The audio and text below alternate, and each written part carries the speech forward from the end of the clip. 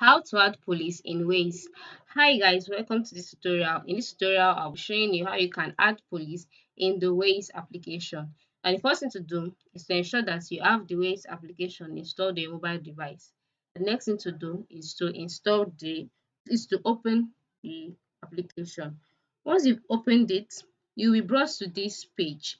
Now on this page, you'll notice that by the lower part of the screen, you have the kilometer icon, and then you have a glass magnifying icon by the right.